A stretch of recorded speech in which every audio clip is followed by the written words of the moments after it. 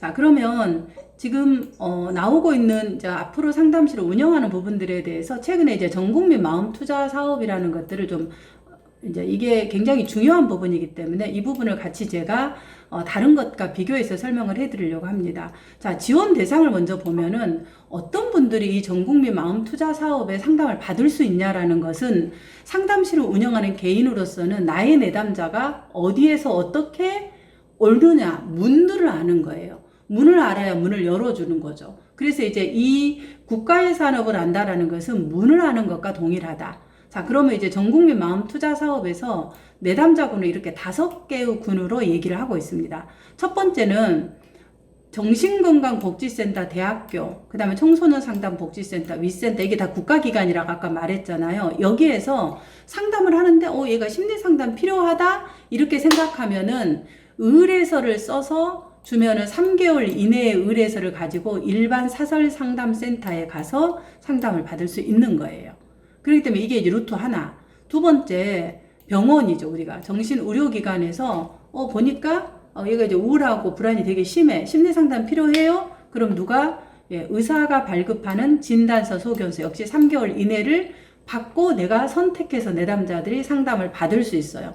그러면 상담사가 전국에 되게 많이 있잖아요. 그 중에 이제 이 내담자가 우리가 병원을 선택하듯이 선택해서 상담실에 가는 거죠.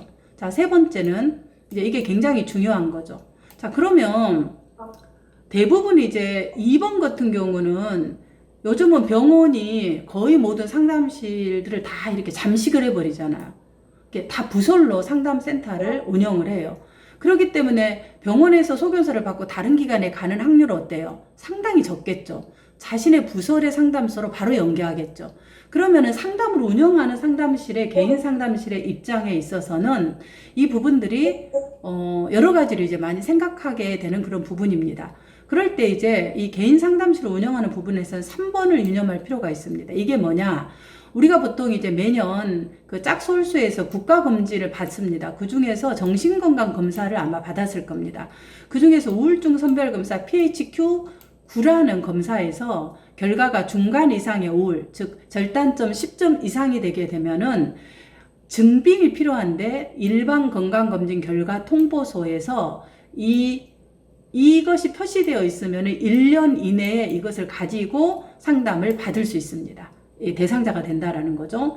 그 다음에 이제 4번 같은 경우 좀 특수한 건데, 자립준비 청년, 그룹홈이나 보육원에 있는 청년들이라고 생각하면 돼요. 그들이 이제 성인이 되면 자립을 해야 되는데, 이게 어렵잖아요, 바로. 그래서 이제 사회적 문제가 되고 있기 때문에 이들이 자립 청년, 보호 연장을 해야 될 때 이제 이 증빙 서류로 보호 종료 확인서, 보호 연장 아동은 시설 재원 증명서, 가정 위탁 보호 확인서라는 것을 떼어주면은 바로 이것을 갖고 심리 상담을 받을 수 있다. 이게 이제 전국민 마음 투자에서 얘기하고 있는 지원 대상에 해당됩니다. 이건 이제 5번은 한시적으로 일부 부산에서만 지금 하고 있는 건데 동네 의원에서 이제 가보니까 이분이 너무 우울해 보여. 그럼 의사가 면담을 해보고 선별해서 정신의료기관에 복지센터에 연계해주는 그런 사업으로 연계 의뢰서를 받아서 하면 됩니다. 자, 그러면 이제 지금 말하는 운영 주체가 방금 이제 그렇게 사설 상담 기관에서 있다 그러면 종교단체나 기업에도 또 있어요. 그래서 뭐 기독교, 천주교, 불교, 원불교, 기타 여러 지금 종교계에서 상담실을 운영 안 한 데가 없잖아요. 모든 교회, 모든 그다음에 성당, 그다음에 원불교, 또 뭐 불교 이런 데서 다 상담실을 운영해요. 심지어 한의원까지 상담실을 운영해서 진짜 제가 요즘 진짜 너무 마음 아프게 하는 말인데 개나 고동이나 전부 다 상담실 운영해서 상담을 알고 있으면서 상담을 하고 있는 건지 지금 어떻게 하고 있는 건지 정말 제가 너무 위기의식을 느껴. 어떤 뭐 상담실이 잘못되는 그런 위기의식이 아니라 우리 상담이 무너질 것 같은 이렇게 정말 이 전문가가 상담을 해야 되는데 그러지 않는 좀 약간 제가 춘추 전국시대 같다. 우리나라가 지금 상담이 그 정도로 지금 자격이 없이 전문성이 없는 분들이 상담을 하고 있는 것들이 너무 많다. 우후죽순처럼 굉장히 이제 우려하는 거죠. 우리가 상담 학도로서. 자, 그리고 기업 같은 경우도 이렇게 이제 대기업 자체에서 상담실을 운영하는 것도 있고, 그 다음에 이제 위탁을 해서 다인, EAP, EGNS 이런 이제 기업체 운영을 맡겨서 상담하도록 하는 경우도 있습니다. 자, 그러면 이제 이렇게 상담의 운영 주체들이 있지만은 실제로 상담실을 개원한다 그럴 때 나름 미국 같은 경우는 어떻게 하나를 조금 보는 것은 굉장히 중요하죠. 우리가 왜냐하면은 그게 모델링에 따라서 결국은 몇 년 후에 우리가 비슷하게 되잖아요. 그렇기 때문에 앞선 선진국의 나라에서 실제로 이 상담실에 대한 운영을 어떻게 하고 있는지, 어떻게 개원하는지를 보는 것은 굉장히 중요한 부분이라고 보아집니다. 자, 그래서 미국에서는 이렇게 이제 각 주마다 다르잖아요. 주마다 다른데 여기는 상담을 면허라 그래요. 그래서 면허가 없이 상담을 실습을 하거나 면허 없이 상담사 명칭을 예를 들어 내가 면허가 없는데 이름을 썼다. 그러면 이것은 뭐예요? 형사범죄에 해당되는 거예요. 그러니까 얼마나 이걸 중범죄로 다루고 있는지를 알 수 있겠죠. 자, 미네소타 같은 경우도 면허가 어때요? 유효한 면허를 보유하거나 이렇게 얘기를 해요. 뉴욕 같은 데도 유효한 면허가 있거나 이렇게 이제 정신건강 상담을 실수할 수 있고 정신건강 상담사라는 직책명을 사용할 수 있고 면허가 있음을 암시하는 직책, 면허가 있는 사람만 사용할 수 있다. 결국은 모든 이제 미국에서의 그런 결국 상담을 여는 것은 상담을 하는 것은 면허라는 거죠. 면허라는 게 뭐냐면 우리나라에서는 면허를 주는 게 의사한테 면허를 주잖아요. 그러니까 이 다르다는 거예요. 그만큼 엄격하게 심리상담사에 대한 상담을 하고 상담실을 내는 것에 대한 엄격한 것들이 이루어지고 있어요. 그러니까 당연히 보험도 되겠죠. 자, 그럼 이제 우리나라 같은 경우에는 아직 그런 면허 체계가 돼 있지 않아요. 지금 막 법제화 이렇게 막 가도 아까 제가 전국 춘추 전국 시대라고 했죠. 그렇기 때문에 막 여러 개가 정말 이렇게 난무하고 있습니다. 자, 그래서 이제 우리가 이걸 아는 건 중요하다.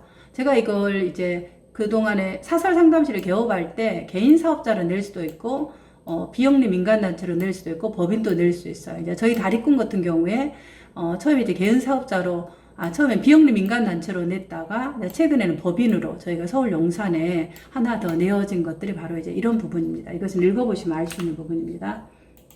자, 그러면 이제 전국민 마음건강 투자 사업이 24년도에 나왔다 해서 여기에서 이제 그 제공자 등록이라는 것이 나와요. 그래서 여기서 사회서비스 이용법법 16조에 의하면은 등록 기준을 주소 소재지에서 이 33m제곱, 그러니까 10평 정도 이상의 그런 상담실의 시설을 갖추면서 제공 기관장과 제공 인력이 2명 이상이 포함되는 것에 등록 기준을 얘기하고 있어요. 그러니까 상담실을 열려면 이런 것들을 갖춰야 된다는 거죠.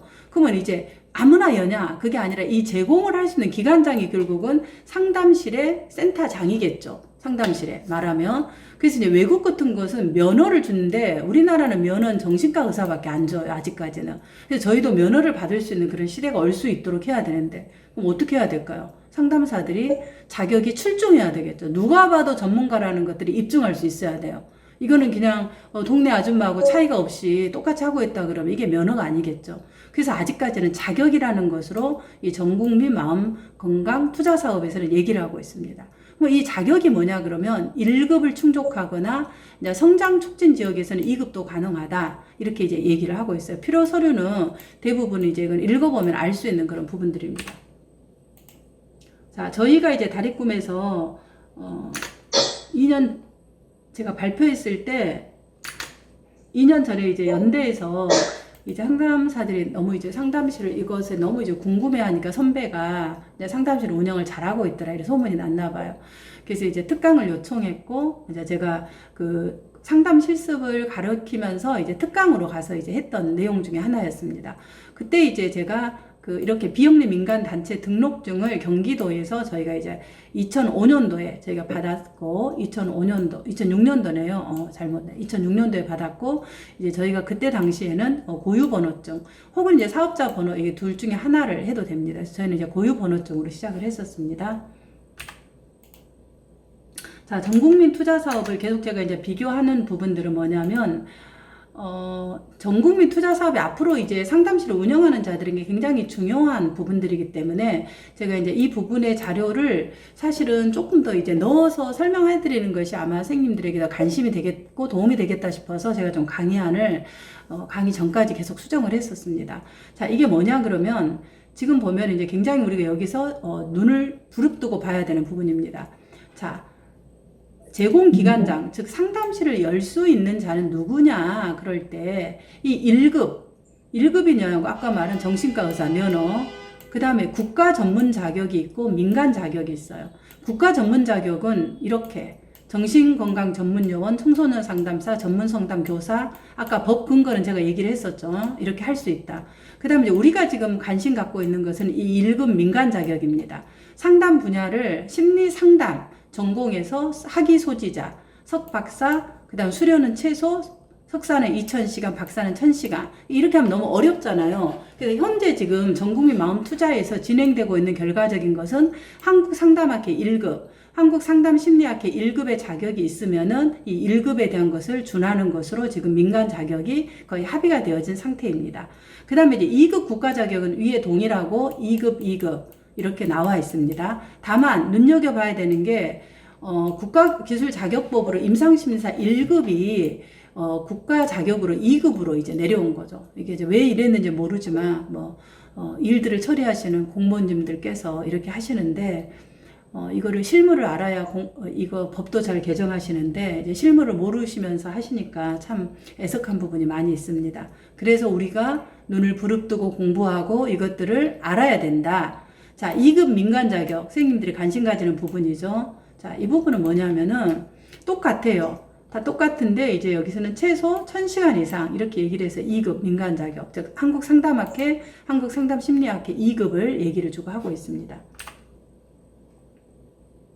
자, 이거는 제가 이제 그때 연세대학교 특강할 때 2년 전에 조사했던 자료예요. 자료를 이렇게 이제 그대로 사용했는데 최근 것을 하려다가 그게 의미가 없을 것 같았어요. 왜냐하면 앞으로 전국민 투자 사업 이게 하게 되면은 뭐 상담실이 하루에도 수없이 많이 뭐 이렇게 열렸다가 닫았다가 그러는 거예요. 이게 꾸준하게 이제 저희 다육금처럼 20년을 해온 데는 그렇게 많지는 않고 그냥 열었다 닫았다. 왜냐면 그만큼 운영이 어렵다는 거를 얘기하겠죠. 그래서 이제 이렇게 지금 많이 전국적으로 분포되어 있다. 자, 두 번째. 첫 번째는 제가 누가 운영하는 주체는 매우 중요하다 그랬죠. 두 번째는 운영 철학입니다. 왜 선생님들은 상담실을 운영하려고 하느냐. 이걸 이제 제가 집단 상담과 교육 분석을 하면서 보면은 전부 다 이제 다 노후 모델. 전체적으로 많은 얘기를 하지만은 다 뭐 석사 1학기생부터 들어가서 상담실을 해놓고 말은 안 하는데 결국 보니까 노후 모델이에요. 내가 이렇게 어떻게 될지 모르니까 노후 모델로 상담실을 이렇게 해놓는 거죠. 이제 수익성 모델로, 뭔가 수익을 좀 얻고 싶고, 내가 이제 좀 성장하고 싶다. 나의 공간이 있는 것들이 생각보다 굉장히 많았어요. 나라는 어떤 내만의 공간이 있다. 그게 이제 심리적으로 안정을 주는 거예요. 경제적으로 큰 문제가 없으신 분들은 이 공간 모델이 굉장히 많이 작용하고 있죠. 그분들. 그리고 이제 너무 상담을 10년 동안 받으신 분들은 이 받은 것들을 좀 뭔가를 이렇게 환원 받고 싶은데 환원 받을 수 있는 방법이 자기가 10년 동안 상담 받은 것들이 가장 근접한 것이 상담을 공부하는 것이고 그래서 상담실을 열어서 수익성 모델로 가고 있는 경우가 참 많았습니다. 저는 이제 이 네 가지 모델에서 저는 이제 성장 모델을 기준으로 저희 다리꿈은 했습니다. 이게 왜 중요하냐면 만약에 수익성 모델로만 하게 된다면 이게 이제 정치적인 변화나 이런 것에 굉장히 민감하잖아요. 상담실도 최근같이 이렇게 코로나라든가 이런 경기에 대한 것을 가장 많이 타고 있습니다. 부분들을. 그래서 이제 이 성장 모델이라는 것은 내가 왜 이 상담실을 하는가에 대한 철학적인 기반이에요. 이 철학적인 기반인데 이제 저는 저희 다리꿈의 이제 그 핵심 가치 비전이 건강한 가족 문화. 그래서 가족을 건강하게 문화를 이렇게 하는 거다. 그걸 위해서 이러한 사업들을 하고 상담을 할 거다. 그리고 이러한 학교를 열 거다. 이런 것들이 이제 저희 정관에 나와 있고 그래서 이런 것들을 통해서 계속 실현하고 있고 확장하고 있고 더 그분들에게 만족도 있는 것을 통해서 결국은 성장하는 거. 상담사도 성장하고 개인도 성장하고 가정도 성장하고 사회도 성장하고 결국은 국가가 성장하는 그게 이제 성장 모델이죠. 그래서 이제 이런 부분들을 상담사가 운영 철학을 갖고 있는 것은 상담실 운영에서 흔들리지 않는 뿌리를 갖는 거하고 같다고 볼 수 있겠습니다. 자, 여기서 이제 하나 볼 수 있는 것이 운영 철학을 할 때 나는 상담만 할 건지 아니면 어떤 교육도 같이 병행할 건지를 좀 고민하는 것이 필요할 거라고 봅니다. 저는 개인과 가정을 건강하게 세우는 부분에서 상담과 교육은 뗄래야 뗄 수 없는 불가분의 관계라고 보아서 교육을 부모 교육, 그 다음에 또 ADHD 제가 박사 논문을 썼던 그런 교육들 그리고 이제 상담사 교육 이런 부분들을 연계를 해서 상담과 교육을 동시에 같이 진행하고 있는 모델을 저희는 했습니다.